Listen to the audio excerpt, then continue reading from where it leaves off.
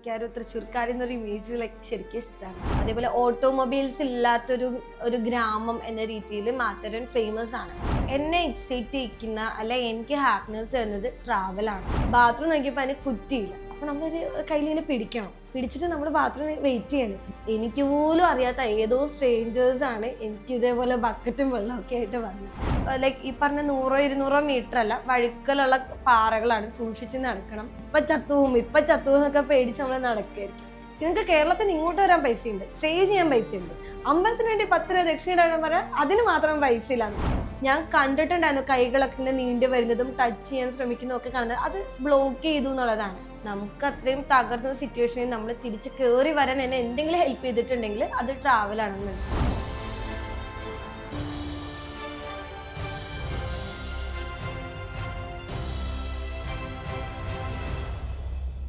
Hi, ഞാൻ ശ്രീ പാർവതി.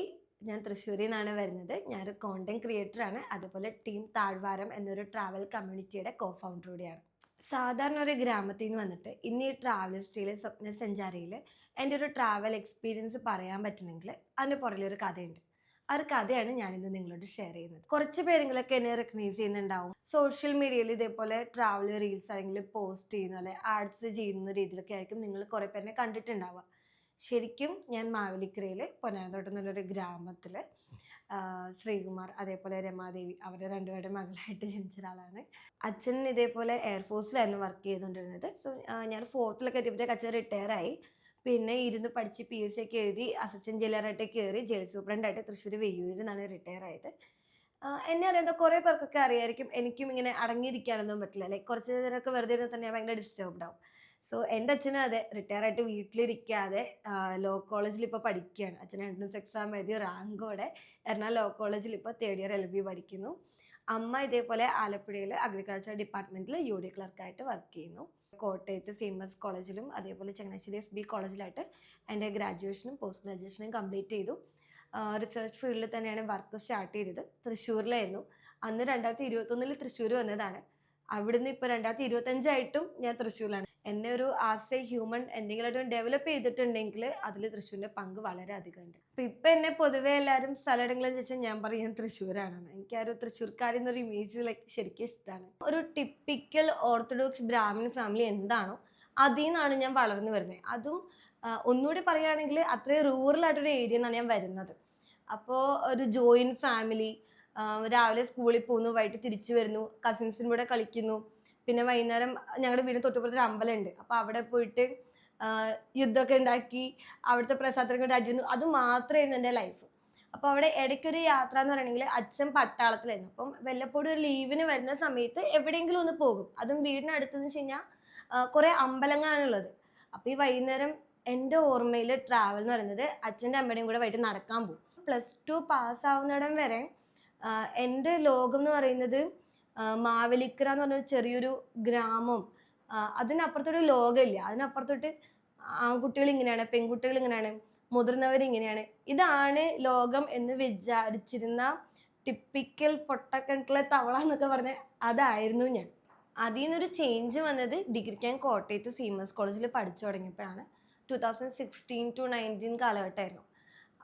അവിടെ എത്തിക്കഴിഞ്ഞപ്പോഴത്തേക്കും വീട്ടിൽ നിന്ന് പറഞ്ഞ് ഡെയിലി പോയി വരെ ചെയ്തുകൊണ്ടിരുന്നത്. അപ്പോൾ ഒരു 9 to ഈ ഒരു ഈവനിങ് 6 എന്നുള്ള ടൈമിൽ എനിക്ക് എവിടെയെങ്കിലും പോകണം എന്നുണ്ടെങ്കിൽ അതിനുള്ളൊരു ആക്സസ് കിട്ടി തുടങ്ങി. അപ്പോൾ ഒരു ഫ്രണ്ട്സ് ഉണ്ട്, ഒരു സർക്കിൾ ഉണ്ട്. അപ്പോൾ ഞങ്ങൾക്ക് കോട്ടയത്ത് നിന്ന് ഇടുക്കി അടുത്താണ്. അപ്പോൾ ഇതേപോലെ ഇല്ലിക്കൽക്കുന്ന്, അപ്പോൾ ഈ കട്ടിക്കയം, മർമല അങ്ങനെ സ്ഥലങ്ങളൊക്കെ ഭയങ്കരമായിട്ട് എക്സ്പ്ലോർ ചെയ്യാൻ തുടങ്ങി. പക്ഷെ ആ സമയത്തും എന്നെ സംബന്ധിച്ച ട്രാവൽ എന്ന് പറയുന്നത് കോളേജിൽ നിന്ന് ക്ലാസ് സെറ്റ് ചെയ്തിട്ട് ഫ്രണ്ട്സിനോട് കുറച്ച് മൊമെൻറ്റ്സ് ക്രിയേറ്റ് ചെയ്യുക, അവരുടെ കൂടെ ഇങ്ങനെ സ്കൂട്ടറിൽ ഇങ്ങനെ കറങ്ങിത്തിരിയുക, അവരുടെ കുറച്ച് ഫോട്ടോസ് എടുക്കുക, അത് ഇൻസ്റ്റാഗ്രാമിൽ ഇങ്ങനെയൊക്കെ സ്റ്റോറി ഇടുക. അതിനപ്പുറത്തോട്ട് അതിനെനിക്കൊരു മീനിങ് ഉണ്ടായിരുന്നില്ല. അതിലെനിക്കൊരു പർട്ടിക്കുലർ ഡെഫിനേഷൻ ഒന്നും ഉണ്ടായിരുന്നില്ല ട്രാവലിനെ പറ്റിയിട്ട്. അത് ഭയങ്കര എക്സൈറ്റ് ചെയ്യിക്കുകയും അങ്ങനെ ഒന്നും എനിക്ക് ട്രാവൽ എന്ന് പറയാൻ എനിക്ക് പറ്റിയിട്ടില്ല. സോ പിന്നീട് ഡിഗ്രി കഴിഞ്ഞ് PG ഒക്കെ എത്തി. അവിടെ എത്തിയപ്പോഴത്തേക്കും ഞാൻ കുറേ കൂടി ആർട്സിൽ ഇൻവോൾവ് ആയി തുടങ്ങി. ആർട്സ്, പൊളിറ്റിക്സ് കാര്യങ്ങളൊക്കെ ഇൻവോൾവ് ആയി തുടങ്ങി. ലൈക്ക് ഒരു കോളേജിൽ അത്യാവശ്യം എല്ലാ കാര്യങ്ങളും ചെയ്യാനൊക്കെ തുടങ്ങി. സോ എൻ്റെ ലൈഫ് പിന്നീട് ലൈക്ക് ഡിഗ്രി കഴിഞ്ഞ് PGയിൽ എത്തിയപ്പോഴത്തേക്കും കുറച്ചുകൂടി പിന്നീട് കോവിഡ് വന്നു. സോ അങ്ങനെ കംപ്ലീറ്റ്ലി ട്രാവൽ ലൈഫിൽ ഉണ്ടായിരുന്നില്ല. പിന്നീട് കോവിഡ് കഴിഞ്ഞപ്പോഴത്തേക്കും എൻ്റെ MSc കഴിഞ്ഞപ്പോഴത്തേക്കും വിത്തിൻ 2 to 3 ഡേയ്സ് എനിക്ക് ജോലി കിട്ടി. നമ്മൾ ജോലി ചെയ്യുന്നിടത്ത് നമ്മളെ സീനിയേഴ്സ് നമ്മളെ കാണുന്നത് ഭയങ്കര ജസ്റ്റ് ഒരു MSc ഗ്രാജുവേറ്റ് അല്ലേ, അല്ലെങ്കിൽ ഇത് കൊച്ചുകുട്ടി, ആ ഒരു ഇമേജ് ഒക്കെ തരും. നമുക്കൊരു വർക്ക് ചെയ്യാൻ സ്പേസ് ഇല്ല, നമ്മൾ ചെയ്യുന്നതിന് ആൾക്കാർ ഒബ്സർവ് ചെയ്യുന്നൊക്കെ പറയുമ്പോഴേക്കും അതെന്നെ ഭയങ്കര ഡൗൺ ആക്കിയൊരു മൊമെൻ്റ് ആയിരുന്നു. സോ നമ്മൾ വീട്ടുകാർ നമ്മളുടെ കൂടെ ഇല്ല. എന്താണ്, നമ്മൾ ആ ഒരു പക്ക എക്സ്ട്രോവേർട്ടിന്ന് ഇൻട്രോവേർട്ട് ആവാണ്. പൊളിറ്റിക്സ് ഇല്ല, ആർട്സ് ഇല്ല, ഒന്നുമില്ല. ലൈക്ക് കൂടിപ്പോയാൽ ഞാൻ എൻ്റെ ഒരു എസ്കേപ്പ് എന്ന് പറയുന്നത് ബുക്സ് അല്ലെങ്കിൽ മൂവീസ്, അതിലോട്ട് മാത്രമായിട്ട് മാറി. ഓക്കെ, ആ ഒരു ടൈമിലാണ് എനിക്കൊരു ഹാർട്ട് ബ്രേക്ക് ഉണ്ടാകുന്നത്. ലൈക്ക് അതൊരു എക്സ്ട്രീം ഒരു കേസ് ആയപ്പോഴത്തേക്കും എനിക്ക് ലൈഫിൽ ഫീൽ ചെയ്തു ഞാൻ ഭയങ്കര ബാഡാണ്, എൻ്റെ ലൈഫിൽ ഞാൻ കാരണമാണ് ആൾക്കാർ പോകുന്നത്. സോ എനിക്കിനി ഈ ഒരു വേൾഡിൽ എനിക്കൊരു സ്പേസ് ഇല്ല, അങ്ങനത്തെ ഒരു സിറ്റുവേഷനൊക്കെ വന്നു. സോ അങ്ങനെ ഞാനൊരു സ്ട്രേഞ്ചർ ക്യാമ്പ് അറ്റൻഡ് ചെയ്തു. എനിക്ക് നല്ല പേടിയുണ്ടായിരുന്നു. കാരണം എന്താണ്, എനിക്കൊരു 2 ദിവസത്തെ എസ്കേപ്പ് മതി, പക്ഷേ വിശ്വസിച്ച് പോകാവോ, വരുന്ന ആൾക്കാർ എങ്ങനെയായിരിക്കും, ഇനി ഇതെനിക്കൊരു ഡ്രോമയായിട്ട് മാറുമോ, അങ്ങനെയൊക്കെ ഒരു പേടിയായിരുന്നു എനിക്ക്. പക്ഷെ അതെനിക്ക് ഭയങ്കര പോസിറ്റീവായിട്ടുള്ളൊരു എഫക്റ്റ് എനിക്ക് തന്നത്. ലൈക്ക് വയനാടാണ് ഞാൻ പോയത്. വയനാട് നമ്മൾ പോവാത്തൊരു സ്ഥലമല്ല, പക്ഷെ എന്നാൽ പോലും നമ്മൾ ആ പ്ലേസിൽ പോയി നമ്മൾ ഉണ്ടാക്കിയെടുത്ത മൊമെന്റ്സ്, അവിടെ അധികം പറഞ്ഞ പോലെ 1-2 ട്രെക്ക് അല്ലെങ്കിൽ ഒരു വാട്ടർഫോൾ വിസിറ്റ് അതൊക്കെ ഉണ്ടായിരുന്നുള്ളൂ. പക്ഷെ അവിടെ ഉണ്ടായിരുന്ന ആൾക്കാർ, അതിൽ നിന്ന് കിട്ടിയ കണക്ഷൻസ്, ആ ഒരു നേച്ചർ ഭയങ്കരമായിട്ട് നമ്മളെ ഹീൽ ചെയ്യുന്ന അറിയില്ലേ, ആ ഒരു എഫക്റ്റ് എനിക്ക് അവിടെ നിന്ന് കിട്ടി. സോ പിന്നീട് ഒരു സാറ്റർഡേ സൺഡേ എനിക്ക് കിട്ടിക്കഴിഞ്ഞാൽ ഞാൻ വണ്ടി എടുത്ത് എവിടെയെങ്കിലും പോകും, അല്ലെങ്കിൽ കൂടെ ആരെങ്കിലും ഉണ്ടെങ്കിൽ അവർ വഴി എങ്ങനെയെങ്കിലും പോകും. പിന്നീട് എനിക്കത് ട്രാവൽ ചെയ്യാൻ ശരിക്കും ഒരു ലൈഫ് ചേഞ്ചിങ് ആയിട്ടുള്ളൊരു ട്രിപ്പ് തന്നെയായിരുന്നു എനിക്കത്, അല്ല ഒരു ട്രാവൽ മൊമെൻ്റ് ആയിരുന്നു എനിക്കത്. സോ പിന്നീട് ഞാൻ ഇതേപോലെ സ്ഥലങ്ങൾ എക്സ്പ്ലോർ ചെയ്യാൻ തുടങ്ങി. എന്നെ സംബന്ധിച്ച് ഒരു സ്ഥലം അല്ലെങ്കിൽ ഇന്ന ആൾക്കാർ വേണം എന്നില്ല, അല്ലെങ്കിൽ ഇന്ന സ്ഥലം എന്നൊന്നുമില്ല. എനിക്ക് എവിടെയെങ്കിലും പോകണം, പുതിയ പുതിയ സ്ഥലങ്ങൾ കാണണം. എനിക്ക് ആ സമയത്തൊക്കെ എനിക്കുണ്ടത് ഫീൽ ചെയ്യുന്നു, ഓക്കെ ഞാനിപ്പോൾ ഇവിടെ ഓഫീസിൽ വർക്ക് ചെയ്യുക, ഇപ്പോൾ ഇവിടെ ഇത്ര ആൾക്കാരൊക്കെ ട്രാവൽ ചെയ്യുന്നുണ്ടാവും, ഇന്ന ആൾക്കാർ എടുത്തണം, കാശ്മീരിൽ ഇവർ ഇങ്ങനെ ചെയ്യായിരിക്കും, അങ്ങനെയൊക്കെ ഞാനിങ്ങനെ ചിന്തിക്കാൻ തുടങ്ങി. പുതിയ പുതിയ പ്ലേസസിൽ എന്തൊക്കെയായിരിക്കും നടക്കുന്നത്, അപ്പം എനിക്ക് അങ്ങനത്തെ സ്ഥലങ്ങളിലൊക്കെ പോകണം, അങ്ങനത്തെ ചിന്തകളൊക്കെ വന്നു. സോ ഞാൻ അത് കഴിഞ്ഞിട്ട് ഉടനെ തന്നെ ദുദ്സാഗർ എന്ന് പറഞ്ഞിട്ട് ഗോവയിൽ ഒരു ഏരിയ ഉണ്ട്, അവിടെ നമുക്ക് ഇതേപോലെ കാട്ടിനകത്തോടെ ട്രെക്ക് ചെയ്തിട്ടൊക്കെ പോകണം. അങ്ങനെ ഒരു ഇത്ര കിലോമീറ്റർ 12 കിലോമീറ്റർ ഒക്കെ കാട്ടിനകത്തോടെ ട്രെക്ക് ചെയ്ത് പോകുമ്പം ഒരു വെള്ളച്ചാട്ടം, നമ്മൾ സിനിമയിലൊക്കെ ഷാരൂഖ് ഖാൻ്റെ സിനിമയിലൊക്കെ ഉണ്ട് ഈ പറഞ്ഞ പോലെ വെള്ളച്ചാട്ടത്തിന് മുകളിലൂടെ ഇങ്ങനെ ട്രെയിൻ ഇങ്ങനെ പോകുന്നത്. ഇപ്പോഴും ആ ദുദ്സാഗർ ഫോൾസ് വഴി പോകുമ്പോൾ ട്രെയിൻ നിർത്തിയിടും ആ ഒരു പർട്ടിക്കുലർ സ്പോട്ടിൽ, കാരണം അത്രയും ബ്യൂട്ടിയാണ് അത്. അപ്പോൾ നമ്മൾ അത്രയും ട്രെക്ക് ചെയ്തിട്ട് വേണം ഈ ദുദ്സാഗറിൽ എത്താൻ വേണ്ടി. സോ അങ്ങനെ ദുദ്സാഗർ ട്രെക്കിങ്ങിന് പോയി. ലൈക്ക് അവർ നമ്മളോട് പറഞ്ഞിട്ടുണ്ടായിരുന്നു മഴയൊക്കെ ഉണ്ടാവുമ്പോൾ ഇതൊക്കെ എടുക്കണം എന്നൊക്കെ പറഞ്ഞിട്ടും കോട്ടും ഇല്ല കോടയൊന്നും ഇല്ലാണ്ട് 12 കിലോമീറ്റർ നടന്ന് അതിൽ മഴയൊക്കെ നനഞ്ഞ് ഞങ്ങൾ ആ ഒരു ട്രെക്കിങ് ചെയ്തു. ഇപ്പം കാട്ടിലൂടെയാണ് ട്രെക്കിംഗ് എന്ന് പറഞ്ഞാലും നമുക്ക് ഇടയ്ക്ക് സൈഡിൽ സ്റ്റോപ്സ് ഒക്കെ ഉണ്ടായിരിക്കും. ഈ പുഴയരികിലൊക്കെ നമുക്ക് സ്റ്റോപ്പ് ഉണ്ടാവും. അത് മാത്രമല്ല ഞാൻ ശ്രദ്ധിച്ചൊരു കാര്യമുണ്ട്, നമ്മൾ ഈ ആ ഒരു ഏരിയയിലോട്ട് പോകുമ്പോഴത്തേക്കും ഈ ഒരു ഫുഡ് വേസ്റ്റ് അല്ലെങ്കിൽ ക്യാൻ വേസ്റ്റ് ഒക്കെ ഇങ്ങനെ ഇടായിരുന്നു. അപ്പം ഞങ്ങളൊരു 26 പേര് പറഞ്ഞ സ്ട്രേഞ്ചേഴ്സ് തന്നെ ഒരുമിച്ചാണ് പോയത്. ഇതേപോലെ ഞങ്ങളെല്ലാവരും ചേർന്നിട്ട് വേസ്റ്റ് പിക്ക് ചെയ്യാൻ തുടങ്ങി. അത് കണ്ടപ്പോഴത്തേക്കും കുറേ ആൾക്കാരോട് വന്നിട്ട് അവിടെ ഓൾറെഡി ഗവൺമെൻറ്റിൻ്റെ ആൾക്കാരുണ്ടായിരുന്നു വേസ്റ്റ് പിക്ക് ചെയ്യാൻ വേണ്ടിയിട്ട്. ഞങ്ങളെല്ലാം കൂടി ചേർന്ന് അതൊരു ഗ്രൂപ്പ് ആക്ടിവിറ്റി ആയിട്ടൊക്കെ മാറി. അപ്പോൾ നമ്മളൊരു സാധാരണ ഒരു ട്രെക്കിന് ഉപരി അതൊരു കുറേ മെമ്മറീസ് കൂടി അതിൽ ക്രിയേറ്റ് ആയി എന്നുള്ളതാണ്. പിന്നെ ഇതേപോലെ മഴയത്ത് ഈ റെയിൻ കോട്ടൊന്നും ഇടാണ്ട് ഞാൻ പോയത് കാരണം നല്ല മഴ നനഞ്ഞിട്ടുണ്ടായിരുന്നു. നന്നായിട്ട് വിറയ്ക്കും, നമുക്ക് നല്ല തണുപ്പുണ്ടാവും, അതിൻ്റെ പുറത്തിൽ മഴയുണ്ടായിരുന്നു. മറ്റേ കിടുകട വരച്ചിട്ട് പല്ല് വരയ്ക്കണേ ആ ഒരു സിറ്റുവേഷനിലൂടെ ഞാൻ ആ വെള്ളച്ചാട്ടം കണ്ടതാണ്. പക്ഷെ ആ ഒരു വ്യൂ ഉണ്ടല്ലോ, നമ്മൾ ആ താഴെ നിന്നിട്ട് നമുക്ക് ആ വെള്ളച്ചാട്ടത്തിന് മുകളിലൂടെ ഇങ്ങനെ ട്രെയിൻ പോയി ഞങ്ങൾ ലിറ്ററലി കണ്ടു. എപ്പോഴും അങ്ങനെ പോസിബിൾ ആവണമെന്നില്ല, നമ്മൾ അവിടെ നിൽക്കുമ്പം ഈ വെള്ളച്ചാട്ടത്തിന് മുകളിലൂടെ ഇങ്ങനെ ട്രെയിൻ പോകണം നമുക്ക് പറയാൻ പറ്റില്ല, ട്രെയിൻ്റെ ടൈമിങ് നമുക്ക് അറിഞ്ഞിട്ടില്ലല്ലോ നമ്മൾ പോകുന്നത്. പക്ഷെ കറക്റ്റായിട്ട് ഞങ്ങൾക്ക് ആ ഒരു മൊമെന്റ് കിട്ടി, ആ വെള്ളച്ചാട്ടം മുകളിൽ ട്രെയിൻ, അതിൻ്റെ ഇമേജസ് അല്ലെങ്കിൽ വീഡിയോസ് ഒക്കെ എടുക്കുന്നതിന് പുറമെ നമ്മൾ ചില സ്ഥലത്ത് ചെല്ലുമ്പം ആ വ്യൂ കണ്ട് നിന്ന് പോകത്തില്ലേ, ആ ഒരു മൊമെന്റ് എക്സാക്ട്ലി ഞങ്ങൾക്ക് അവിടെ കിട്ടി. പിന്നെ ഞങ്ങൾക്ക് തിരിച്ചു കയറാൻ നമുക്ക് 2 ഓപ്ഷനേ ഉണ്ടായിരുന്നു, ഒന്നിൽ റെയിൽവേ പാളത്തിലൂടെ പോവാം അല്ലെങ്കിൽ കുറച്ചുകൂടി എക്സ്പ്ലോർ ചെയ്യാമെന്നുള്ളത്. പക്ഷെ കുറേ പേരൊക്കെ ടയേർഡായി, കുറേ പേർക്ക് കാല് വേദന എടുത്തു തുടങ്ങി. നമ്മൾ പിന്നെ ട്രാവലിൻ്റെ എക്സൈറ്റ്മെന്റിൽ ഇതൊന്നും നമുക്കൊരു പ്രശ്നമല്ല, നമുക്ക് സ്ഥലം കാണാൻ കുറേ ആൾക്കാരുണ്ട്, ആ ഒരു ജിൽ മൂടായിരുന്നു ഞാൻ. അപ്പോൾ ഞങ്ങൾ തിരിച്ചിങ്ങനെ നടക്കാൻ തുടങ്ങി. നനഞ്ഞിട്ട് നമുക്ക് ഡ്രസ്സ് ചേഞ്ച് ചെയ്യുമ്പോൾ ഒരു ഓപ്ഷനിലാന്ന് ഓർക്കണം, എന്നിട്ട് നമ്മൾ നടന്നു. പക്ഷെ കുറേയൊക്കെ കഴിഞ്ഞപ്പോഴത്തേക്കും നമ്മുടെ നാട്ടിൽ ഫുഡ് അല്ലല്ലോ. അപ്പം ഞങ്ങൾ അവിടെ ഇറങ്ങിയപ്പോൾ ലോക്കലിട്ട് കിടന്ന് ഫുഡ് വെച്ചിട്ടുണ്ടായിരുന്നു. അപ്പോൾ എനിക്ക് എൻ്റെ സ്റ്റൊമക്ക് ഇഷ്യൂസും ഉണ്ടായിരുന്നു. അപ്പോൾ കുറച്ച് നടന്നപ്പോൾ എനിക്ക് ബുദ്ധിമുട്ടുണ്ട്, പക്ഷെ ഞാൻ ആരോടും പറഞ്ഞില്ല. എന്നിട്ട് ഒരു ഇത്ര കിലോമീറ്ററൊക്കെ കഴിഞ്ഞ് നമ്മൾ എത്തണം. നമ്മൾ കഷ്ടപ്പെട്ട് ഇങ്ങനെ നടക്കുകയാണ്, ഈ റെയിൽവേ പാളത്തിലൂടെ ഇങ്ങനെ നടക്കുക. നമുക്ക് കാല് നല്ല പെയിൻ എടുക്കും. അപ്പം ഞങ്ങൾ പാട്ട് പാടാൻ തുടങ്ങി. ഞങ്ങളിങ്ങനെ കുറേ പാട്ടൊക്കെ പാടിയപ്പോഴത്തേക്കും മലയാളികൾക്ക് അങ്ങനെ പ്രത്യേകതയുണ്ട്. ഈ പാട്ടുകളൊക്കെ ഉണ്ടെങ്കിൽ ആ ഏരിയയിൽ മലയാളികൾ അവരും കയറി പാടും. അങ്ങനെ ഞങ്ങൾ കുറേ കൂടി ആൾക്കാരെ പരിചയപ്പെട്ടു. പിന്നെ പാട്ടൊക്കെ പാടി ഞങ്ങളെ ദൂരെ അറിയാണ്ടങ്ങ് എത്തിക്കഴിഞ്ഞപ്പോഴത്തേക്കും ഇനി എനിക്ക് എന്തെങ്കിലും കഴിച്ചേ പറ്റുള്ളൂ. ഒരു പർട്ടിക്കുലർ പോയിന്റ് ഉണ്ട്, കടയുണ്ട്, തൊട്ടടുത്ത് വാഷ്റൂം ഉണ്ട്. വാഷ്റൂം എന്നൊക്കെ ഇടപ്പോൾ എനിക്ക് മനസ്സിലാവും ഫൈനലി എത്തിയതുള്ള മൊമെന്റാ. അപ്പം ഞാൻ പറഞ്ഞു എനിക്കിൻ്റെ ഫുഡ് പറഞ്ഞു, ഞാൻ വാഷ്റൂമിൽ പോകാമെന്ന് പറഞ്ഞു. അവിടെയൊക്കെ പോയിട്ട് നമുക്ക് ആരോടും വഴക്കുണ്ടാക്കാൻ പറ്റില്ല. അപ്പോൾ കുറേ ചേച്ചിമാർ ക്യൂ ഉണ്ട്. ഞാൻ പേഷ്യൻ്റായിട്ടൊക്കെ വെയിറ്റ് ചെയ്ത് എന്നിട്ട് ലാസ്റ്റ് ഒരുവിധം കഷ്ടപ്പെട്ട് നിൽക്കാൻ കേട്ടോ. എന്നിട്ട് ലാസ്റ്റ് ആയപ്പോഴത്തേക്കും ബാത്റൂം നോക്കിയപ്പോൾ അതിന് കുറ്റിയില്ല. ഇപ്പോൾ ആ സ്ഥലം ഡെവലപ്ഡ് ആയിരുന്നു എനിക്ക് അറിഞ്ഞുകൂടാ. ഒരു 2022 ടൈമിൽ എന്തായാലും അത് ഡെവലപ്ഡ് അല്ല. അപ്പോൾ കുറ്റിയില്ല. അപ്പോൾ നമ്മളൊരു കയ്യിലിങ്ങനെ പിടിച്ചിട്ട് നമ്മൾ ബാത്റൂമിൽ വെയിറ്റ് ചെയ്യണം. വെള്ളമില്ല. വെള്ളം കിട്ടണമെങ്കിൽ അവിടുന്ന് കുറേ പോകണം. ജെൻസിൻ്റെ വേറെ, ലേഡീസിൻ്റെ വേറെ. എന്നിട്ട് എനിക്ക് പോലും അറിയാത്ത ഏതോ സ്ട്രേഞ്ചേഴ്സാണ് എനിക്ക് ഇതേപോലെ ബക്കറ്റും വെള്ളമൊക്കെ ആയിട്ട് വന്നത്. സോ അങ്ങനെ ഒരു മൊമെൻ്റ് എനിക്ക് അവിടെ ഉണ്ടായിരുന്നു. പിന്നെ ഇതേപോലെ തിരിച്ച് വന്നു, ഡ്രസ്സ് മാറി നമ്മൾ തിരിച്ച് നാട്ടിലെത്തി.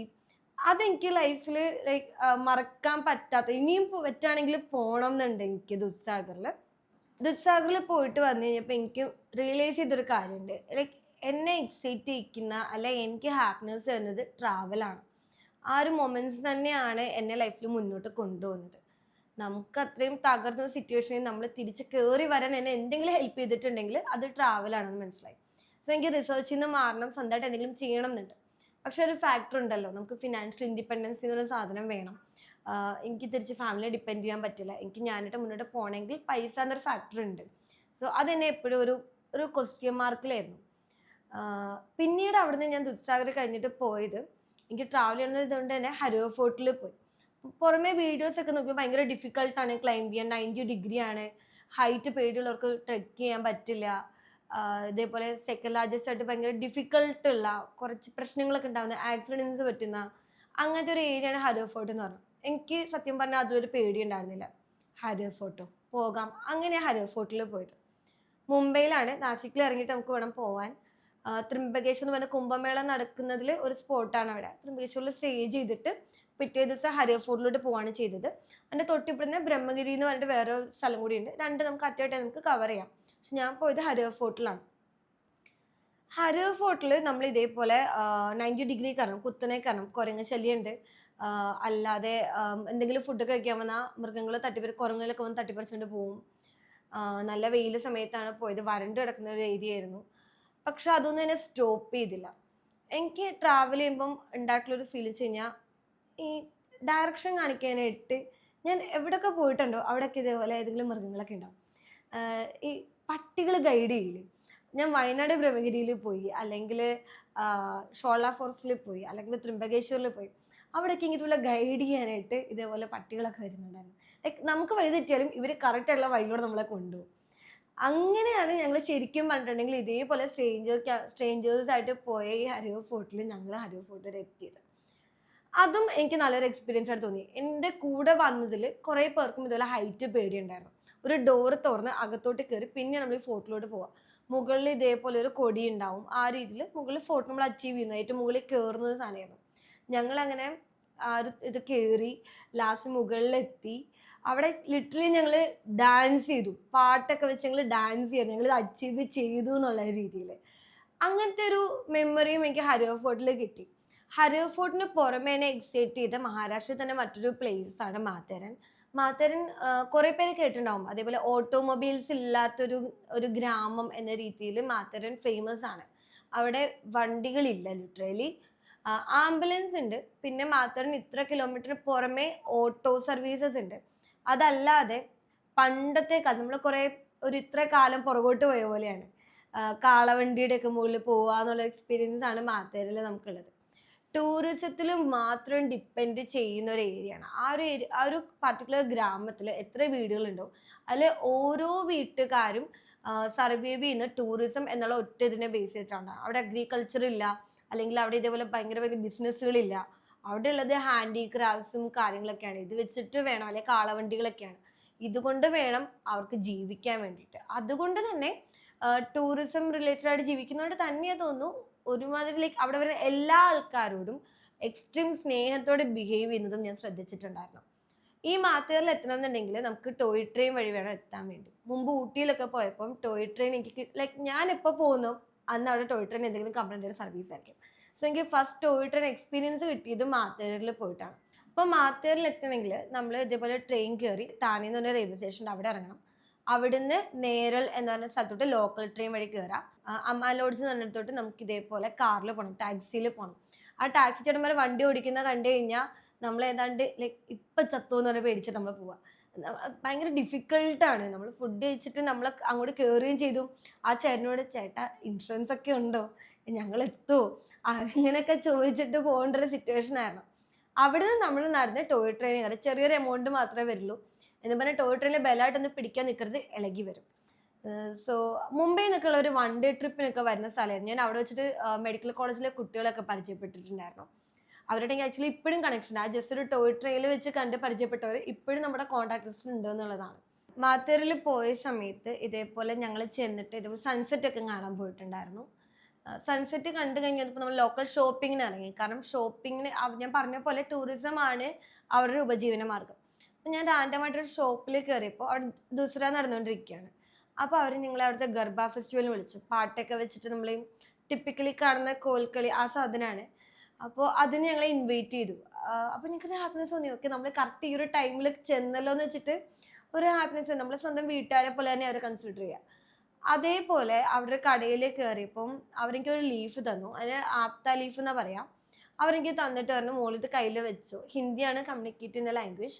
അവർ ലീഫ് വന്നിട്ട് എന്നോട് പറഞ്ഞു മോളെ ദിസ്ര ടൈമിൽ ഞങ്ങൾ അങ്ങോട്ടും ഇങ്ങോട്ടും കൊടുക്കുന്നതാണ്, ഇത് മൂക്ക് വെച്ച് മൂക്ക് ബ്ലെസ്സിങ് വരട്ടെ എന്നൊക്കെ പറഞ്ഞു. ഇതൊക്കെ നമുക്ക് ട്രാവലിൽ മാത്രം കിട്ടുന്ന മൊമെൻ്റ് ആണ്. കാരണം എവിടെയോ കിടക്കുന്ന ഏതോ ഒരാൾ നമുക്ക് വേണ്ടിയിട്ട് പെട്ടെന്നൊരു മൊമെന്റ് നമ്മളെ കാണുമ്പോൾ നമുക്ക് ബ്ലെസ്സിങ്സ് തരാന്ന് പറയുന്നത് നമുക്ക് ട്രാവലിൽ മാത്രം എക്സ്പീരിയൻസ് ചെയ്യാൻ പറ്റുന്ന സാധനമാണ്. സോ ആക്ച്വലി ആപ്ത ലീഫ് എന്ന് പറഞ്ഞിട്ടുണ്ടെങ്കിൽ ഗോൾഡിന് പകരം അവിടെയുള്ള ആൾക്കാരെ പരസ്പരം എക്സ്ചേഞ്ച് ചെയ്യുന്നതാണ്. അതായത് നമ്മൾ വിഷുവിന് ഒരു പ്രോസ്പെരിറ്റി നമ്മൾ കാണുന്ന പോലെ ഒരു പ്രോസ്പെരിറ്റിക്ക് വേണ്ടിയിട്ട് ഇവർ നമുക്ക് ഇവർ പരസ്പരം കൈമാറുന്ന ലീവ്സ് ആണ് ആപ്ത ലീവ്സ്. സോ അതും ഞാൻ വാങ്ങി, അതിപ്പോഴും എൻ്റെ ഫ്ലാറ്റിൽ സൂക്ഷിച്ച് വെച്ചിട്ടുണ്ട്. സോ അത് കഴിഞ്ഞ് ദുസ്ര ഫെസ്റ്റിവൽ കണ്ടു. പിറ്റേ ദിവസം ഇതേപോലെ ഞങ്ങൾ ഗർബ ഇതൊക്കെ പ്ലേ ചെയ്ത് പിറ്റേ ദിവസം ഞങ്ങൾ പെപ്പ് ഫോർട്ടിലോട്ട് പോയി. അവിടുന്ന് അത്യാവശ്യം നല്ല ദൂരമുണ്ട് ഈ പെപ്പ് ഫോർട്ടിലോട്ട്. ഒരു ഇത്ര കിലോമീറ്റേഴ്സോളം നമ്മളിങ്ങനെ നടക്കും. രാവിലെ പോയാൽ നമ്മൾ രാത്രിയാവും തിരിച്ചു വരാൻ. അപ്പം നമ്മൾ ഇതേപോലെ റെയിൽവേ പാളത്തിലൂടെ വേണം പോകാൻ. അങ്ങ് ഇവിടെ പെപ്പ് ഫോർട്ടിന് മുകളിൽ പോയി കഴിഞ്ഞാൽ ഒരു ക്ഷേത്രം, രാമൻ്റെ ഒരു ക്ഷേത്രം, അത്രേ ഉള്ളൂ. അത്യാവശ്യം ഡിഫിക്കൽട്ടാണെന്ന് ഞങ്ങൾക്ക് അറിയായിരുന്നു. ബട്ട് സ്റ്റിൽ ഞങ്ങൾ പെപ്പ് ഫോർട്ടിൽ പോവാണ് ചെയ്തത്. എത്ര നടന്നിട്ട് എത്തുന്നില്ലടോ. ഞങ്ങൾ ശരിക്കും ഇത് തളരാണ്. വെള്ളം കരുതി കയ്യിൽ വെച്ചത് പോയി, ഫുഡിന് ഞങ്ങളുടെ കയ്യിലില്ല. ശരിക്കും നമുക്കിനി നടക്കാൻ വയ്യ, പക്ഷെ സ്റ്റിൽ നമുക്ക് ആ സ്ഥലം എത്തണം. അങ്ങനെ ഞങ്ങൾ ഒരു സ്ഥലത്ത് ഞങ്ങൾ പർട്ടിക്കുലർ സ്ഥലത്ത് നമ്മൾ പിന്നെ താഴ്ചയിലോട്ട് പോകണം. താഴ്ചയിലോട്ട് പോകുമ്പോൾ പിന്നെ താഴോട്ട് കൊക്കയാണ്. നമ്മളിങ്ങനെ നടന്നു പോകുന്ന റൈറ്റ് സൈഡിൽ പാറക്കെട്ട്, അതിൽ നിന്ന് തുള്ളി തുള്ളിയായിട്ട് വെള്ളം വരുന്നുണ്ടാവും, ലെഫ്റ്റ് സൈഡിൽ കൊക്ക. അങ്ങനെ വേണം നമ്മൾ നടന്നു പോകാൻ. ലൈക്ക് ഈ പറഞ്ഞ 100-200 മീറ്റർ അല്ല, വഴുക്കലുള്ള പാറകളാണ്, സൂക്ഷിച്ച് നടക്കണം. അങ്ങനെ നമ്മൾ മറ്റേ ഇപ്പം ചത്തുവും എന്നൊക്കെ പേടിച്ച് നമ്മൾ നടക്കുമായിരിക്കും. ഇപ്പം ആലോചിക്കുമ്പോൾ ഭയങ്കര നമുക്ക് ഹാപ്പിനെസ് വരുന്നുണ്ടെങ്കിലും ആ സമയത്ത് നമ്മൾ നല്ല പേടിച്ചിട്ടാണ് നടക്കുക. അപ്പോൾ ഇടയ്ക്ക് വെള്ളം കിട്ടണമെങ്കിൽ സൈഡിന് ഒരു വെള്ളമൊക്കെ വേണം, കിട്ടിയെന്ന് പറയാം. അങ്ങനെ നടന്നൊരു പർട്ടിക്കുലർ പോയിന്റ് എത്തിയപ്പോഴേക്കും ഒരു സ്വാമിജിയുടെ വീടെത്തി. ഞങ്ങൾ അവിടെ എത്തി ഞങ്ങൾ ആളോട് വെള്ളം ചോദിച്ചു. അപ്പോൾ ആള് ഞങ്ങളോട് പറയുന്നുണ്ടായിരുന്നു ആശ്രമത്തിന് എന്തെങ്കിലും ഡൊണേഷൻ തരണം. ഞങ്ങൾക്കൊന്നും തരണ്ട, ഞാൻ സ്വാമിയാണ്, ഞാൻ ഇവിടെ നിന്ന് പ്രാർത്ഥിക്കും, ഞാൻ അമ്പലത്തിലെ പൂജാരിയാണ്, എനിക്കൊന്നും തരണ്ട, നിങ്ങൾ ആശ്രമത്തിൽ എന്തെങ്കിലും ഡൊണേഷൻ ചെയ്യാൻ പറഞ്ഞു. എനിക്കെല്ലാം മനസ്സിലായ പോലെ ഞാൻ വെള്ളത്തിന് ഇറക്കി സംസാരിച്ചു. ഡൊണേഷൻ എന്ന് പറഞ്ഞപ്പോൾ ഞാൻ എന്നൊക്കെ പറഞ്ഞിട്ട് കൊടുക്കാണ്ട് ഞങ്ങൾ പോയിട്ടോ. ഞങ്ങളെല്ലാവരും വെള്ളമൊക്കെ വാങ്ങി വെള്ളമൊക്കെ കുടിച്ചു. മുകളിലോട്ട് ട്രെക്ക് ചെയ്ത് കയറി. ഒരു വിധമാണ് കയറണേ. അവിടെ മുകളിൽ ചെല്ലുമ്പോൾ ഒരു ക്ഷേത്രം, ഒരു വ്യൂ, അത്രേ ഉണ്ടാവുള്ളൂ. പക്ഷെ നമ്മൾ ആ കയറി നമ്മൾ അച്ചീവ് ചെയ്യുന്നതിൻ്റെ ഒരു ഹാപ്പിനെസ് ഉണ്ട്. സോ ഞങ്ങൾ അവിടെ എത്തി. കുറേ നേരം അവിടെ ഇരുന്നു, ആ വ്യൂ കണ്ടു. ആ ഒരു പൊളിഞ്ഞൊരു ഫോർട്ടാണ്.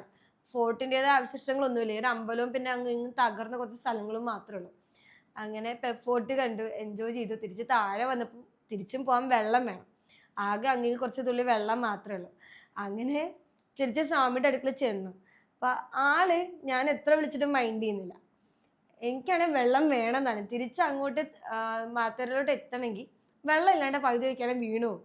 അപ്പം സ്വാമിജി മൈൻഡ് ചെയ്യുന്നില്ല, എത്ര വിളിച്ചിട്ടും മൈൻഡ് ചെയ്യുന്നില്ല. അപ്പം ഞാൻ എന്ത് ചെയ്ത് ആളെ വീടിൻ്റെ പുറകിലൂടെ ചെന്നു.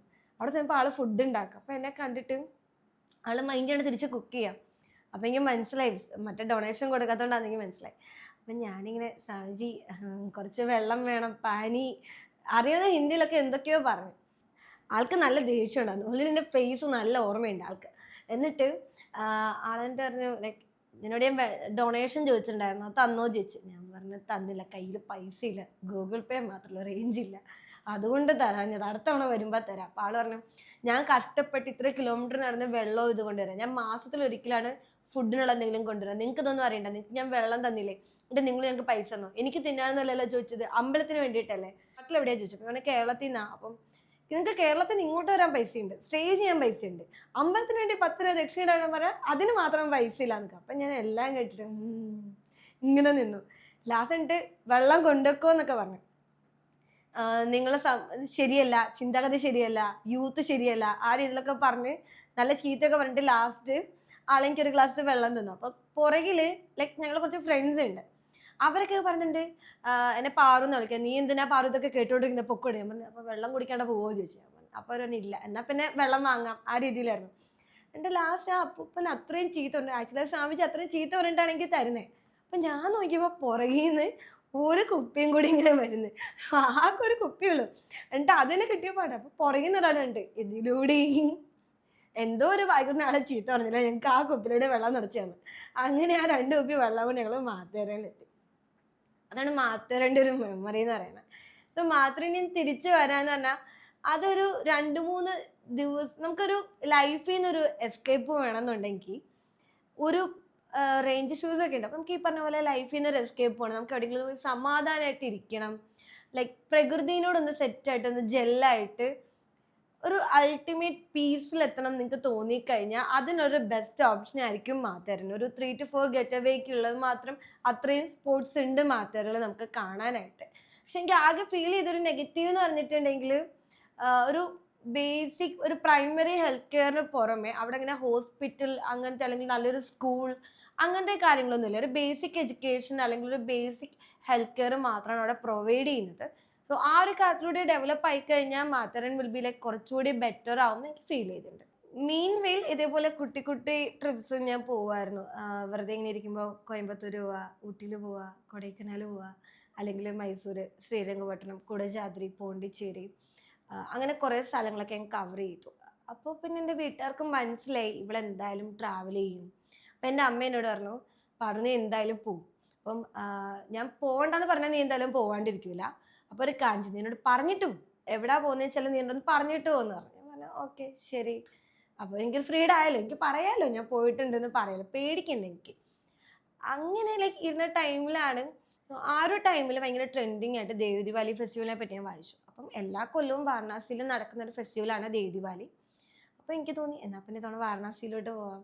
അപ്പം ഞാൻ അമ്മയോട് പറഞ്ഞു അമ്മ ഞാൻ കാശിക്ക് പോവാണ്. അപ്പം അമ്മ പറഞ്ഞു എന്താടി നീ പറയുന്നത്, ഇങ്ങനെയൊക്കെ പറഞ്ഞാൽ കാശിക്ക് പോകേണ്ടി വരും എന്ന് പറഞ്ഞാൽ ക്ലൂ വെച്ചു കൊടുത്തു. എന്നിട്ട് ഇതേപോലെ ഞാൻ ഡൽഹിക്ക് പോയി. ഡൽഹിയിൽ നിന്ന് പിന്നെ വാരണാസിക്ക് ട്രെയിന് പോകാനായിരുന്നു പ്ലാൻ. അപ്പോൾ ഡൽഹിയിൽ എത്തിക്കഴിഞ്ഞപ്പോൾ ഞാൻ അമ്മയോട് പറഞ്ഞു ഹലോ അമ്മ, അമ്മ ചേട്ടാ വേറെ ജോലിയിലാണോ? ഞാൻ പറഞ്ഞു അമ്മ ഞാൻ ഡൽഹിയിലുണ്ട്, കോള് കെട്ടിട്ട് പോയി. അപ്പം എനിക്ക് മനസ്സിലായി ഓക്കെ പ്രശ്നമാണ്. ഒരു 2-3 മിനിറ്റ് കഴിഞ്ഞപ്പം എനിക്ക് GPയിൽ ഇങ്ങനെ 2000 രൂപ ക്രെഡിറ്റ് ചെയ്തിട്ട് വന്നേക്കുന്നു. എൻ്റെ അമ്മ പറഞ്ഞു ഒരു കാര്യം ചെയ്യിപ്പാറ്, കാശിലെത്തുമ്പോൾ നീ 2000 രൂപ കാണിക്ക ഇട്ടോന്ന്. അപ്പം ഞാൻ എനിക്ക് ചിലവിന് പൈസ ഇല്ല, എനിക്കല്ല അമ്പലത്തിൽ കാണിക്ക ഇടാനായിട്ട് അമ്മയ്ക്ക് അയച്ചിട്ടുണ്ട്. എന്നിട്ട് പറഞ്ഞു നീ എല്ലാ സ്ഥലത്തും വീഡിയോ കോൾ ചെയ്യണം, നീ എന്നോട് ഇങ്ങനെ പറയണം എന്നൊക്കെ പറഞ്ഞു. അപ്പം എനിക്ക് തോന്നി അമ്മ ഇങ്ങനെ കുട്ടിക്കാലത്ത് ഞാൻ നോക്കുമ്പോൾ എപ്പോഴും ഇങ്ങനെ കുറേ മാഗസീൻസ് വായിക്കും, യാത്രയുടെയൊക്കെ മാഗസീൻസ് ഒക്കെ വായിക്കുന്നതാണ്. അപ്പം അമ്മയ്ക്ക് പോകാനൊരു ആഗ്രഹം ഉള്ളതുകൊണ്ടായിരിക്കുമല്ലോ അമ്മ ഇങ്ങനെ ഓരോ സ്ഥലങ്ങൾ എത്തുമ്പോഴൊക്കെ ഫോട്ടോസ് അയച്ചു തരാൻ പറയുന്നതും അല്ലെങ്കിൽ വീഡിയോ അയക്കാൻ പറയുന്നത്, വീഡിയോ കോൾ ചെയ്യാനൊക്കെ പറയുന്നത്. അതെൻ്റെ മൈൻഡിലുണ്ട്. അപ്പോൾ ഡൽഹിയിൽ എവിടെ പോയി ഡൽഹിയിൽ ഒന്ന് 2 ദിവസം കറങ്ങിയിട്ടാണ് ഞാൻ വാരണാസിക്ക് പോയത്. അപ്പോൾ ഡൽഹിയിൽ റെഡ് ഫോർട്ടിൽ പോയപ്പോഴോ അല്ലെങ്കിൽ ഏത് സ്ഥലത്ത് ഹുമയൂൺ ടോംബിൽ പോയപ്പോഴും ഒക്കെ ഞാൻ അമ്മയ്ക്ക് ഇങ്ങനെ അയച്ചു കൊടുക്കും. എന്നിട്ട് ലാസ്റ്റ് ഞാൻ വാരണാസിയിലെത്തി. വാരണാസി എന്ന് പറഞ്ഞിട്ടുണ്ടെങ്കിൽ ഞാൻ എക്സ്പെക്റ്റ് ചെയ്തിരുന്നത് ഡിഫറെൻ്റ് ആണ് വാരണാസി. ഞാൻ മുമ്പ് എപ്പോഴൊക്കെ ട്രിപ്പ് പോയിട്ടുണ്ടോ അല്ലെങ്കിൽ എവിടെയെങ്കിലും പോയിട്ടുണ്ടോ ഞാൻ ഈ ഭയങ്കരമായിട്ട് അതിനെപ്പറ്റി റിസർച്ച് ചെയ്തിട്ടൊന്നുമല്ല പോവുക. എൻ്റെ മനസ്സിലൊരു ഇമേജ് ഉണ്ടാവും, ഞാൻ ആ സ്ഥലത്ത് എത്തും എന്നുള്ള രീതിയിലാണ്. അങ്ങനെ ഞാൻ വാരണാസിയിലെത്തിയത്. വാരണാസിയിലെത്തുമ്പോൾ നമുക്ക് ഈ പറഞ്ഞ പോലെ ഓട്ടോസ് ഉണ്ട്, അല്ലെങ്കിൽ ഇപ്പം നമുക്ക് റാപ്പിഡോ വഴി ബുക്ക് ചെയ്യാം. റാപ്പിഡോ ആണ് ഒന്നുകൂടി നമുക്ക് എക്കണോമിക്കൽ ആയിട്ടുള്ളത്. സോ അവിടെ ഞങ്ങൾ സ്റ്റേ ചെയ്യുന്നിടത്തോട്ട് എത്തി. അവിടെ തൊട്ട് ലൈക്ക് ഒരു പർട്ടിക്കുലർ പോയിന്റ് കഴിഞ്ഞപ്പോൾ തൊട്ട് ഞാൻ കാണുന്നത് മൊത്തം കുറേ തെരുവുകളാണ്, ഭയങ്കര ഇടുങ്ങിയിട്ടൊക്കെ ഉള്ള തെരുവുകൾ. അപ്പം മനസ്സിലായി ഓക്കെ, നമ്മളപ്പോൾ ആൾക്കാർ എൻ്റെ കൂടെ ഉള്ളവരൊക്കെ പറഞ്ഞു നമ്മൾ വാരണാസി എത്തി, ഇതാണ് പക്ക വാരണാസി എന്നുള്ള രീതിയിൽ പറഞ്ഞു തുടങ്ങി. അപ്പോൾ കാണുന്ന മൊത്തം കുഞ്ഞി കുഞ്ഞി കടകളാണ്. ഈ കടകൾ എന്ന് പറഞ്ഞിട്ടുണ്ടെങ്കിൽ കൂടുതലും ബാങ്ക് വിൽക്കുന്ന സ്റ്റോഴ്സ്, അതേപോലെ ബിവറേജസ്, അങ്ങനത്തെ കാര്യങ്ങളൊക്കെ കാണുന്നത്.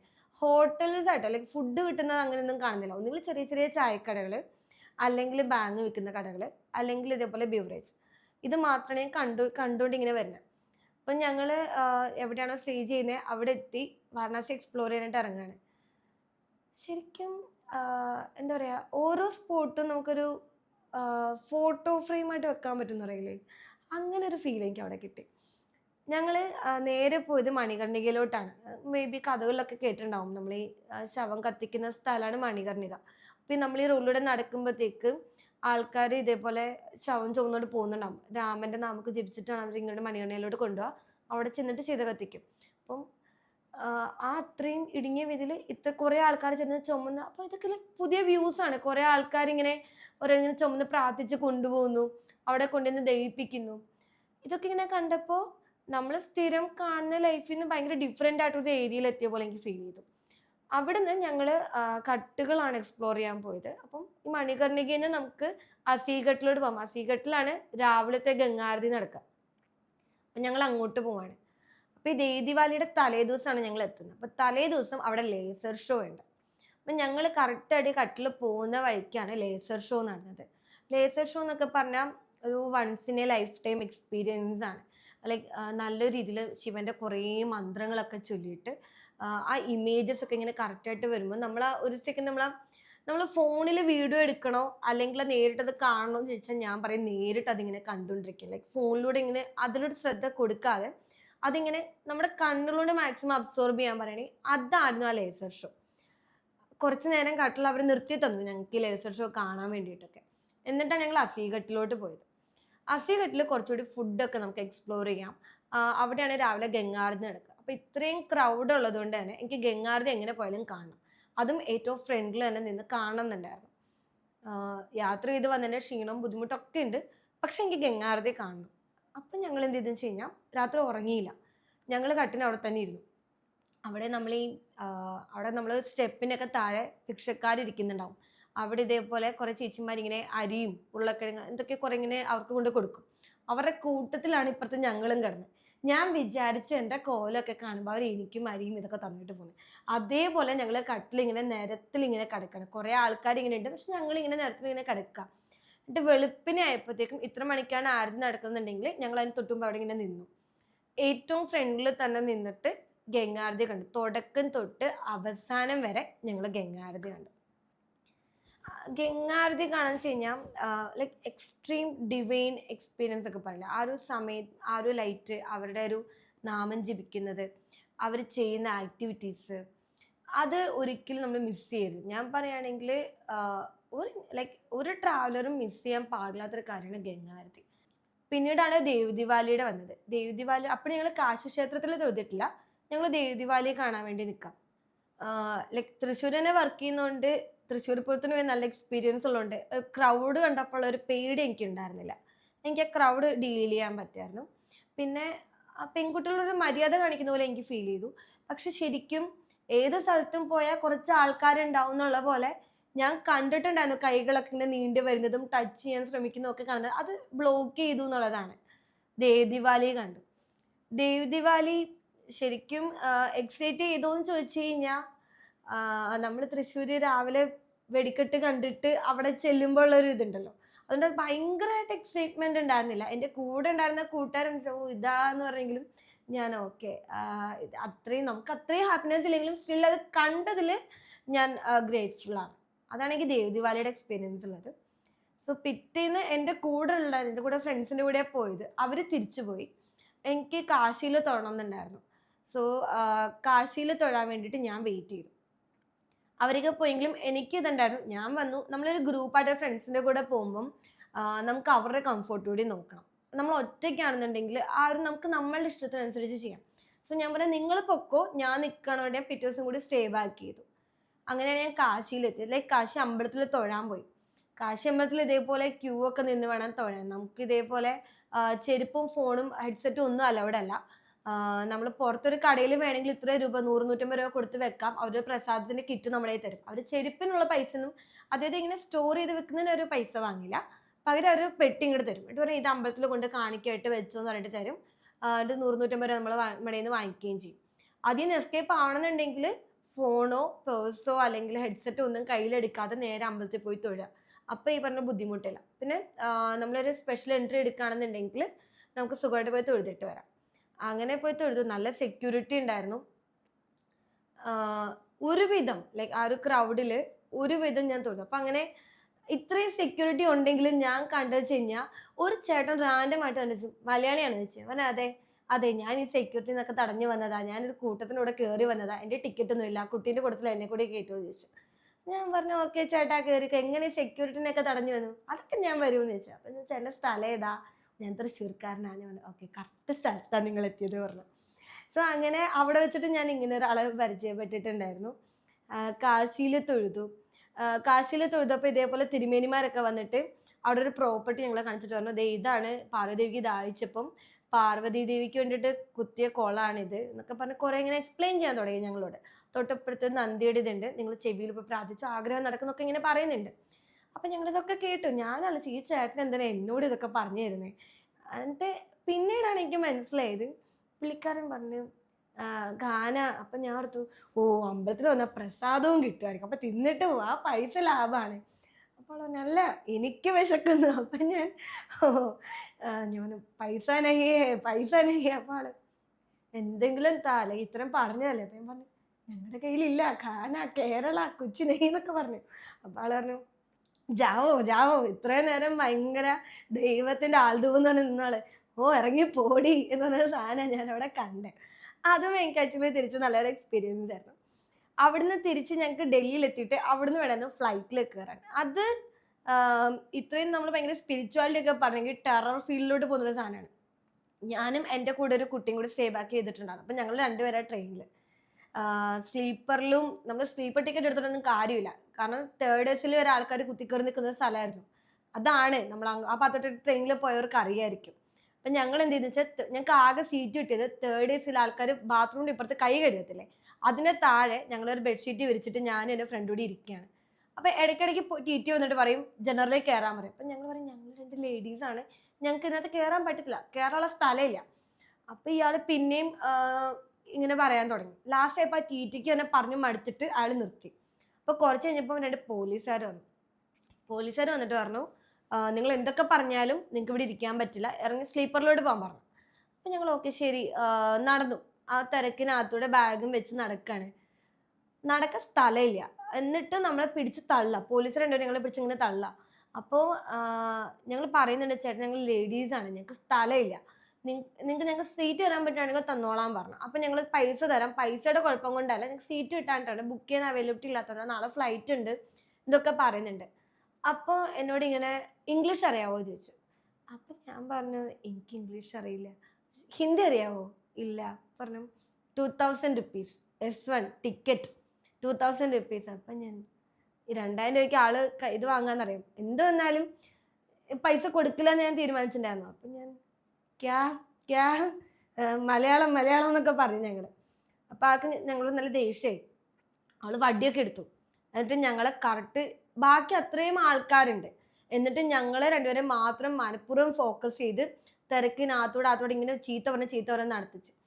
എന്നിട്ട് ഉണ്ടായത് എന്താണെന്ന് വെച്ചിട്ടുണ്ടെങ്കിൽ ഈ ബാത്റൂം 2 ബോയ്ക്കിടയിൽ അങ്ങോട്ടും ഇങ്ങോട്ടും ഇങ്ങനെ മാറുന്ന സ്ഥലമുണ്ട് ടോയ്ലറ്റിൻ്റെ അവിടെ 2 ചാക്കിരിപ്പുണ്ട്. അവിടെ എത്തിയപ്പോൾ ഞങ്ങൾ സ്റ്റോപ്പായി. ആളെന്തെന്ന് വെച്ചിട്ടുണ്ടെങ്കിൽ അവിടെ ഇരുത്തി ഞങ്ങൾ ആ ടോയ്ലറ്റിൻ്റെ സ്മെല്ലിൻ്റെ ഇടയ്ക്ക് ചാക്കിൻ്റെ മുകളിൽ ഞങ്ങൾ ഇരിക്കണം. അതയാൾ ശരിക്കും മനഃപൂർവ്വം ഞങ്ങളോട് ചെയ്യുന്നതാണ്. ഞങ്ങളുടെ അവിടെ ചെയ്ത് ഞങ്ങൾ അവിടെ ഇരുന്നപ്പോഴത്തേക്കും വേറെ 2 ഹിന്ദിക്കാർ ചേച്ചിമാരും കൂടി അവിടെ കൊണ്ടിരുത്തി. അപ്പോൾ അവരുടെ ലൈക്ക് ഒരു അങ്ങനെ ജനറലൈസ് ചെയ്ത് പറയുന്നതല്ല, അവരുടെ ഒരു ബാഡ് സ്മെല്ല് പ്ലസ് ട്രെയിനിന്നൊരിത് എല്ലാം കൊണ്ട് ഞങ്ങൾക്ക് സഫോക്കേറ്റ് ചെയ്യാം. എങ്ങനെയെങ്കിലും ഒന്ന് ഡൽഹിയിൽ എത്തിയാൽ മതി എന്നൊരു സിറ്റുവേഷനിലായിരുന്നു. എന്നിട്ടും അയാൾക്ക് മതിയായില്ല. അയാൾ പിന്നെയും വന്ന് ചോദിച്ചു 2000 റുപ്പീസ് ഉണ്ടോ? അപ്പം ഞങ്ങൾ ഇംഗ്ലീഷ് എന്താ പറയുക, ഞാൻ ഇംഗ്ലീഷ് അറിയാമെന്ന് പറഞ്ഞു. എന്നിട്ട് ഞാൻ പറഞ്ഞു, ചേട്ടാ I കോണ്ട് understand your English is so bad എന്ന് പറഞ്ഞു. അപ്പോൾ അയാൾ പിന്നെ ഞങ്ങളോട് ചൂടായി. എന്നിട്ട് എന്തെന്ന് വെച്ച് കഴിഞ്ഞാൽ ഞങ്ങളുടെ ചുറ്റുമുള്ള ആൾക്കാരൊക്കെ എല്ലാ സ്റ്റോപ്പിലും ഇറക്കി വിട്ടു.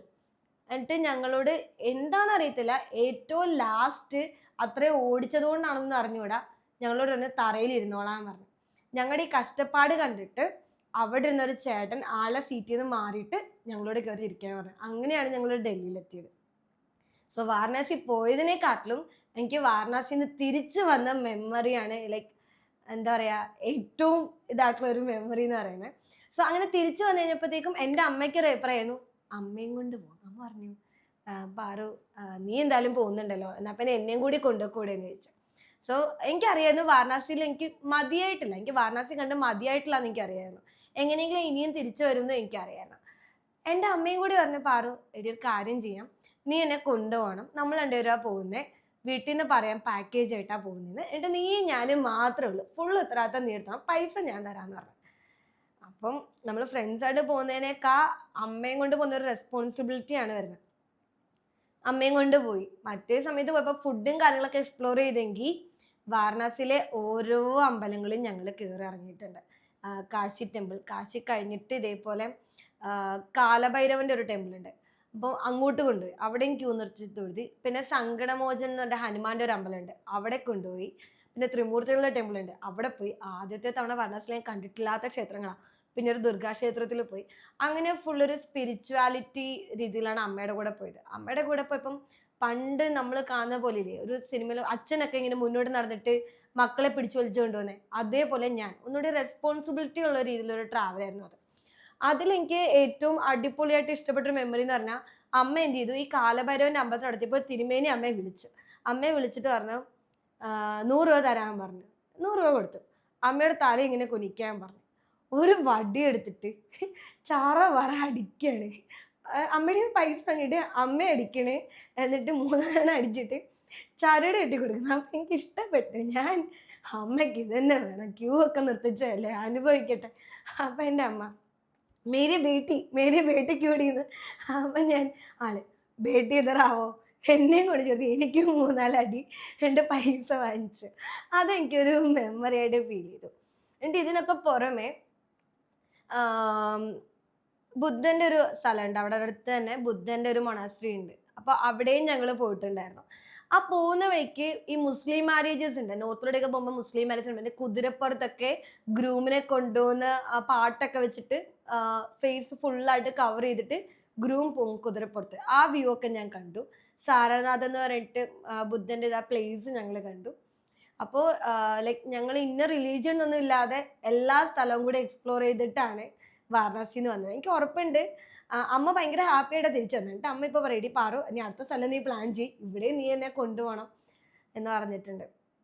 അമ്മയെ പക്ഷെ എനിക്ക് മോർണിംഗ് ആരതി കാണിക്കാൻ പറ്റിയില്ല, വൈകിട്ടത്തെ ആരതിയാണ് ഞാൻ കാണിച്ചു കൊടുത്തത്. ഗംഗാരതി ഞാൻ കാണിച്ചു കൊടുത്തിട്ടുണ്ടായിരുന്നു. അമ്മ അതിൽ ഭയങ്കര ഹാപ്പി ആയിരുന്നു.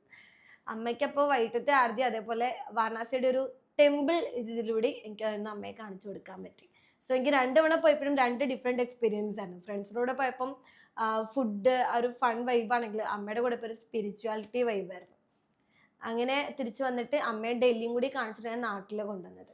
സോ ഇതാണൊരു വാരണാസി എക്സ്പീരിയൻസ്. ഓക്കെ, അങ്ങനെ ഇത്രയും ട്രാവൽ ചെയ്ത് കഴിഞ്ഞപ്പോഴാണ് എനിക്ക് ഫീൽ ചെയ്തത്, അതായത് ഒരു സമയത്ത് വീട് മാത്രം അല്ലെങ്കിൽ ഒരു ഗ്രാമത്തിൽ നിന്നൊരു ഒരാൾ കുറേ ട്രാവൽ ചെയ്യുന്നു, ഒത്തിരി സ്ഥലങ്ങൾ കണ്ടു എന്നുള്ളതല്ല, ഉള്ള സ്ഥലങ്ങൾ കണ്ട് അതിൽ നിന്ന് നമ്മൾ കുറേ പഠിക്കുന്നു, കുറേ ആൾക്കാരെ കാണുന്നു, കുറച്ച് ബന്ധങ്ങൾ ഉണ്ടാക്കാൻ പറ്റുന്നു, കുറേയും കൂടി ട്രാവൽ ചെയ്യാൻ ഇനിയും പറ്റുന്നു, നമ്മുടെ കരിയർ ചേഞ്ച് ആവുന്നു. 9 to 5 വിട്ടിട്ട് സ്വന്തമായിട്ടൊരു ജോബ് സ്റ്റാർട്ട് ചെയ്യുന്നു, ഫ്രീലാൻസ് ആയിട്ട് വർക്ക് ചെയ്യുന്നു എന്നൊക്കെ ആയപ്പോഴത്തേക്കും എനിക്ക് തോന്നി എനിക്കിത് പറ്റുമെങ്കിൽ കുറച്ച് ആൾക്കാരെ കൂടി എനിക്കിതിലോട്ട് കൊണ്ടുവന്നൂടെ, കുറച്ച് ആൾക്കാർ കൂടി എൻ്റെ ഒരു ലൈഫിൽ നിന്ന് അവർ കൂടി എന്തെങ്കിലും ചെയ്തൂടെ എന്ന് തോന്നി. സോ അങ്ങനെ ഒരു ട്രാവൽ കമ്മ്യൂണിറ്റി ഞങ്ങൾ സ്റ്റാർട്ട് ചെയ്യായിരുന്നു, ടീം താഴ്വാരം എന്നൊരു പേരിൽ. അപ്പോൾ എന്നെ ഹെൽപ്പ് ചെയ്യാനായിട്ട് എൻ്റെ ഒരു ഫ്രണ്ട് കൂടി വന്നു, ശ്രീജിൽ എന്നാണ് പേര്. അങ്ങനെ ഞങ്ങൾ 2 പേരുകൂടി ഒരു ട്രാവൽ കമ്മ്യൂണിറ്റി സ്റ്റാർട്ട് ചെയ്യായിരുന്നു. വെറും 13 പേരെയും തുടങ്ങി. ഇപ്പം ഞങ്ങൾ ലാസ്റ്റ് ഒരു ക്യാമ്പ് കഴിഞ്ഞപ്പം 41 പേരെയും കൊണ്ടാണ് ഞങ്ങൾ ട്രാവൽ ചെയ്തത്. അതെനിക്ക് ഒരു പോസിറ്റീവായിട്ട് ഫീൽ ചെയ്തു. കാരണം എനിക്ക് കുറച്ച് ആൾക്കാരുടെ ലൈഫിനെ ഇൻഫ്ലുവൻസ് ചെയ്യാൻ പറ്റുന്നു.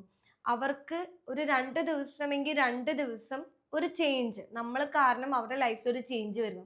അവർക്ക് ട്രാവലിനോടൊരു താല്പര്യം തോന്നുക, അവർക്ക് ഇനിയും ഒരു ക്യാമ്പിന് വരണം, അല്ലെങ്കിൽ അവർക്ക് ഇനിയും കുറെ കൂടി സ്ഥലങ്ങൾ കാണണം എന്ന് പറയാ, അല്ലെങ്കിൽ അവരുടെ വിഷമങ്ങൾ അവർ നമ്മളോട് പറയാ, നമ്മളെ ട്രസ്റ്റ് ചെയ്യുക. ആ ഒരു പ്രോസസ്സ് ലൈക്ക് ആ ഒരു മൊമെന്റ് എന്ന് പറയുന്നത് ഇതൊരു എന്താ പറയാ, ഒരു പൈസ അല്ലെങ്കിൽ നമ്മളൊരു പേയ്മെന്റിന് പുറത്ത് ചെയ്യുന്നതിന് മുകളില് ആഹ് നമുക്ക് കിട്ടുന്ന കുറച്ച് ബ്ലെസ്സിങ്സ് ആണത്. നമ്മളെ ട്രസ്റ്റ് ചെയ്ത് കുറച്ച് ആൾക്കാര് വരാ, അവർക്ക്ന്ന് വേണ്ടി നമുക്ക് ചെയ്യാൻ പറ്റുക, അവരുടെ ലൈഫിൽ നമ്മളൊരു ഇമ്പാക്റ്റ് ഉണ്ടാക്കി കൊടുക്കുക. സോ ഒരു പ്രോഫിറ്റിന് പുറമെ ഒരു കമ്മ്യൂണിറ്റി ബിൽഡ് ചെയ്തെടുക്കുക, കുറേ ആൾക്കാരെ നമുക്ക് ലോകം കാണിക്കാൻ പറ്റുക എന്നുള്ളതാണ് ഇപ്പം ഞങ്ങൾക്ക് പറ്റിയിട്ടുള്ളത്. സോ ഈ 1, 2 ദിവസത്തിന് പുറമെ ഇനിയും മുന്നോട്ട് കുറേ കൂടി സ്ഥലങ്ങൾ ആൾക്കാരെ കാണിക്കണം. കുറേ ആൾക്കാരെ ട്രാവലിന്റെ ഒരു പാത്തിലോട്ട് കൊണ്ടുവരണം എന്ന് എനിക്ക് ശരിക്കും ആഗ്രഹമുണ്ട്. എൻ്റെ ലൈഫിൽ ഞാനെടുത്ത ഏറ്റവും നല്ല ഡിസിഷൻ ട്രാവൽ തന്നെയായിരുന്നു. സോ അതിപ്പോ ബെസ്റ്റ് ആണോ ഞാൻ എടുത്ത തീരുമാനം ചോദിച്ചാൽ ഞാൻ ഇപ്പോഴും അതിൽ ഓൺ ഗോയിങ് ആണ്. മുന്നോട്ട് ഇനിയും കുറേ കൂടി എനിക്ക് ചെയ്യാനുണ്ട്. സോ ഇതുവരെയുള്ള ഔട്ട്കം എനിക്ക് നല്ലതേ തന്നിട്ടുള്ളൂ. ആ തന്ന മൊമെന്റ്സിൽ ഞാൻ ഗ്രേറ്റ്ഫുൾ ആണ്. ഇനിയും മുന്നോട്ടുള്ള ഒരു പാത്തിന് വേണ്ടി ലൈക്ക് ഐ ആം വെയിറ്റിംഗ്. എൻ്റെ ഒരു ജേർണി എനിക്കിന്നിവിടെ ഷെയർ ചെയ്യാൻ പറ്റിയതിൽ എനിക്ക് ഈ ഒരു ഓപ്പർച്യൂണിറ്റി ഉണ്ടാക്കി തന്ന സാൻഡോ ചേട്ടനോടും അതേപോലെ ട്രാവൽസ് ടീമിനോടും ഞാൻ നന്ദി അറിയിക്കുന്നു. Thank you so much.